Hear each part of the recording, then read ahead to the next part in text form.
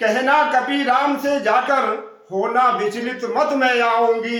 रघुवंश बधु हरि जिस रावण ने, उसको सीधे यमलोक बैठाऊंगी। लड़ चुकी युद्ध कई पहले, लड़ चुकी युद्ध कई पहले, फिर रण में रण कौशल दिखलाऊंगी। खुद कर में लेकर धनुष बाण लंका में प्रलय मचाऊंगी।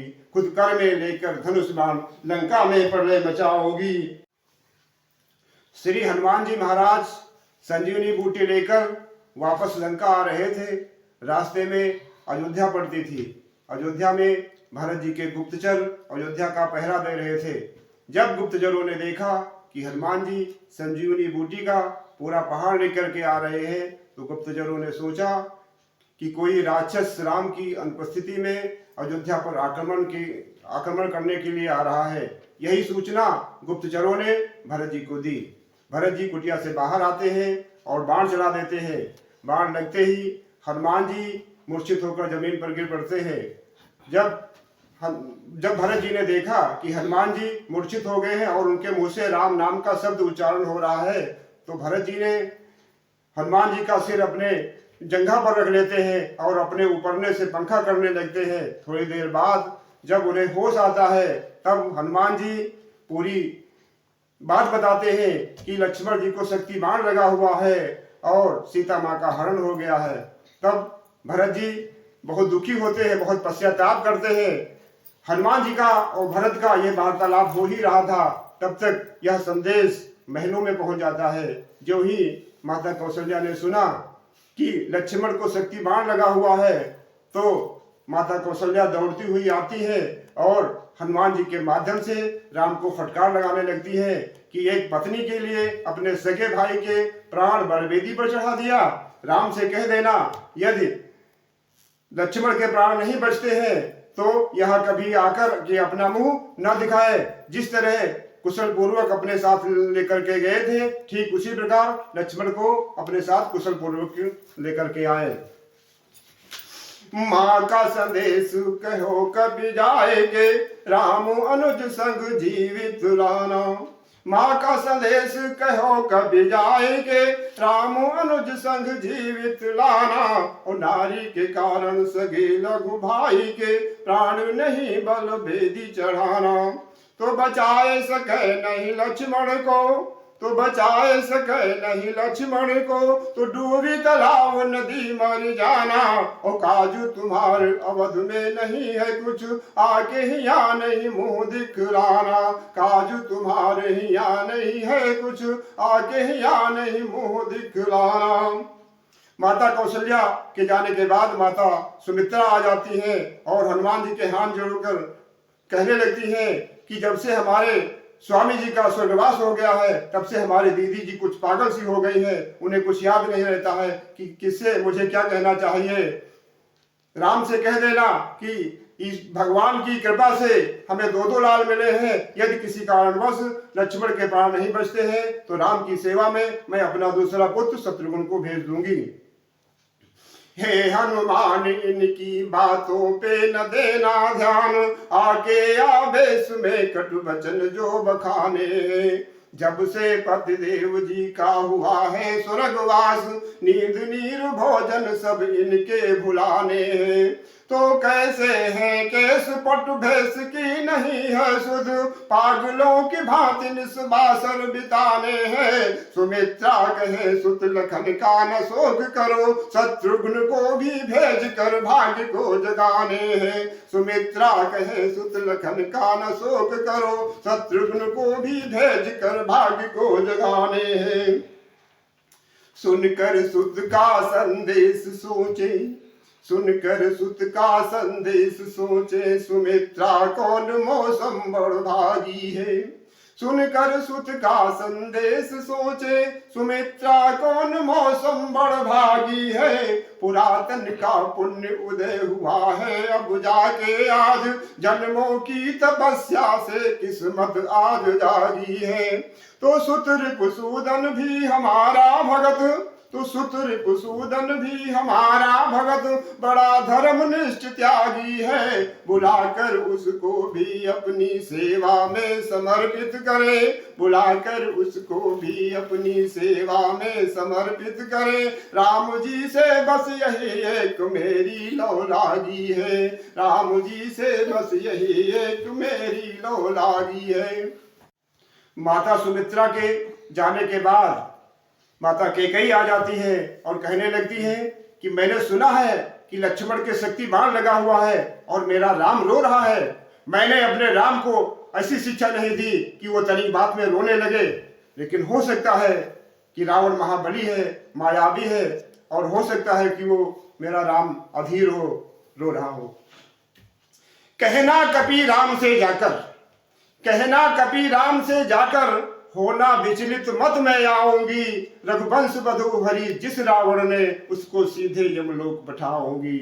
लड़ चुकी युद्ध कई पहले, लड़ चुकी युद्ध कई पहले, फिर रण में रण कौशल दिखलाऊंगी, खुद कर में लेकर धनुष बाण लंका में प्रलय मचाऊंगी, खुद कर में लेकर धनुष बाण लंका में प्रलय मचाऊंगी।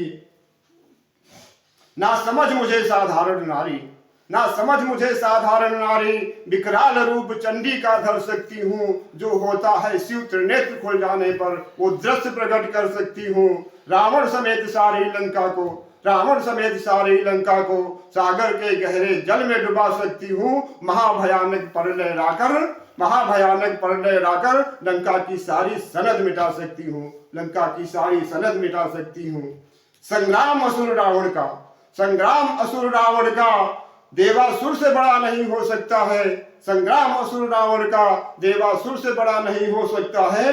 खिलौना समझकर जिसे खेलते हो सहस्त्राबाहु के बच्चे, खिलौना समझकर जिसे खेलते हो सहस्त्राबाहु के बच्चे, कैकेयी का वह सामना रावण कभी नहीं कर सकता है। माता और पिता, माता और पिता दोनों का अकेले फर्ज निभाऊंगी, माता और पिता दोनों का अकेले फर्ज निभाऊंगी। खुद कसकर तू नील कमर करधन लेकर लंका के लड़ लड़ने आऊंगी, खुद कसकर तू नील कमर करधन लेकर लंका के लड़ लड़ने आऊंगी। माता कैकेयी राम के प्रति अपना स्नेह प्रकट करते करते रोने लगती है। होई अधीरु मेरा पिया राम, तो राम के खातिर खुद चलिए हो। होई अधीरु मेरा पिया राम, तो राम के खातिर खुद चलिए हो। और रणनीति भली विधि आती है युद्ध की, युद्ध में आपन रण कौशल दिखलई हो। तो काली का काल भी आके खड़ा हो रण, काली का काल भी आके खड़ा हो रण, रण खेती की वाकों में धूल चटई हो।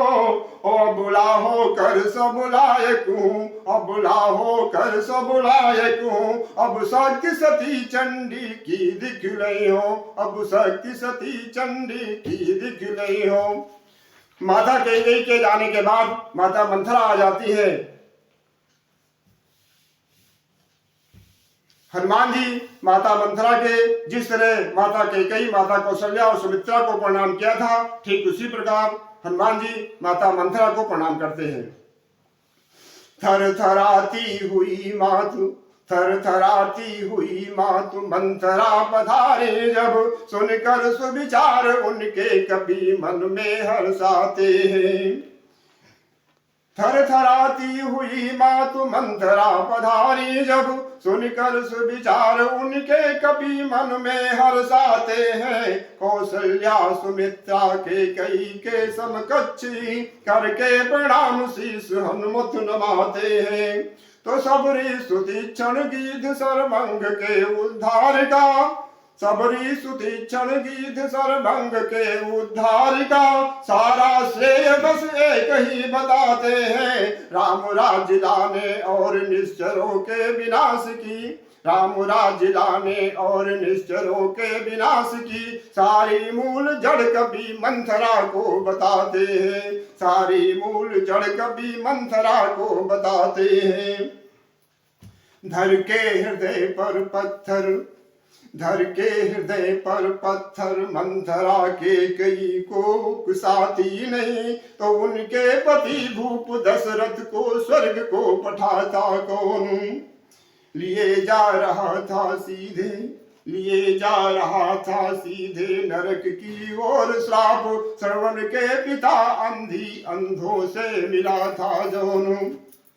तो जीना दुश्वार था, जीना दुश्वार था अपमान भरे तानों से। फिर भी कटु वचन सबके सुनती थी चुपचाप मौन।